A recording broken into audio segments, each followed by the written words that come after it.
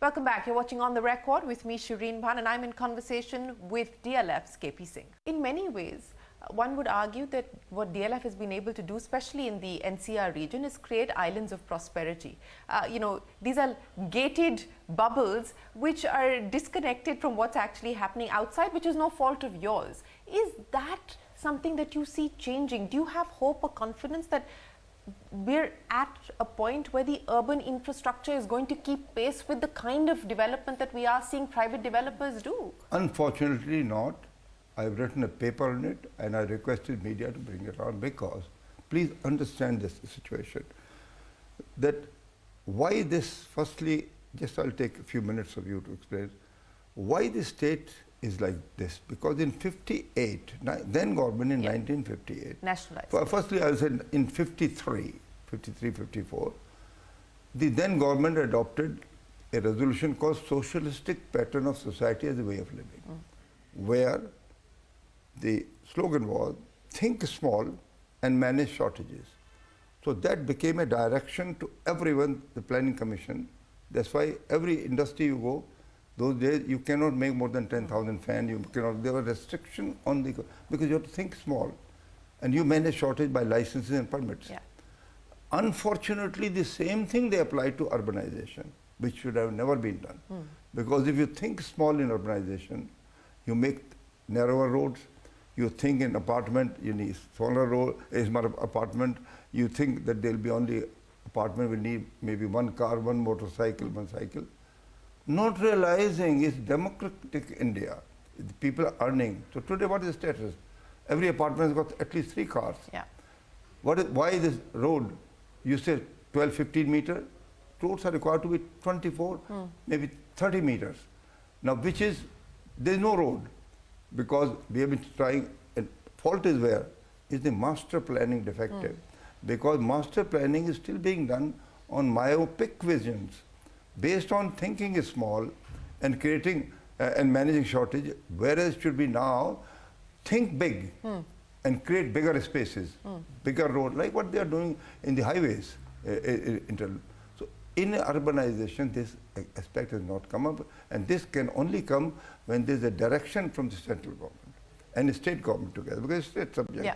And they understand, otherwise I see, frankly, please understand, with our Prime Minister at the helm, he's a doer, he's action-oriented. It's not $5 trillion to growth will happen. I can bet with anybody more than 5 trillion will grow, because India has got a fantastic, talented entrepreneurs and young, will grow. Yeah. But when you grow, what will happen to the existing infrastructure? There'll be massive migration from rural area.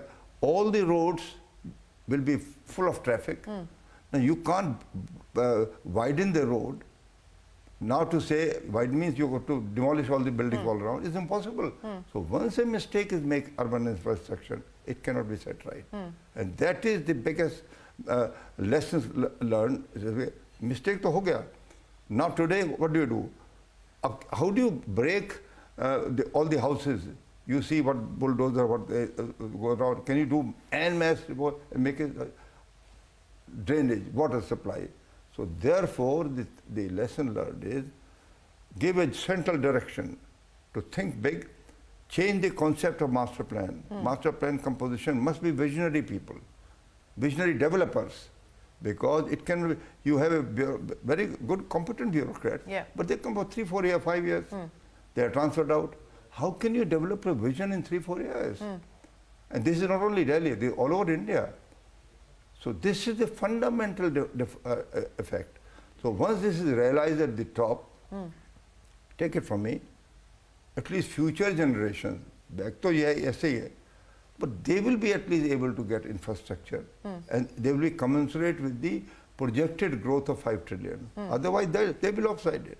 Yeah. So I'm, with my experience, and I'm taken up this subject and said everywhere, that please do that. And secondly, you need new cities.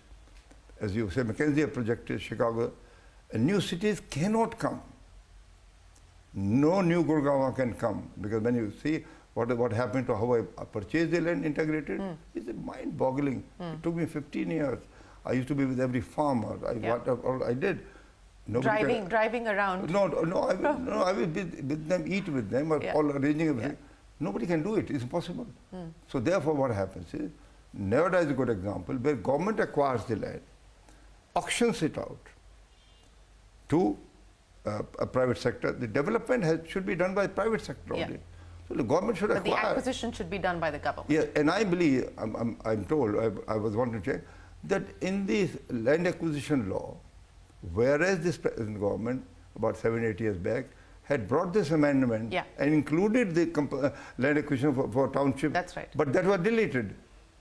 Now you can acquire land for highways, infrastructure, but not for townships. So if you don't, if government is not empowered, how do you make it a township?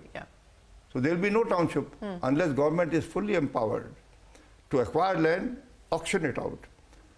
Private sector, you cannot make it. But development of townships should be done by private sector. By the private sector. As a partnership. Absolutely. We are going to take a break, but we continue our conversation with DLF's KP Singh right after this.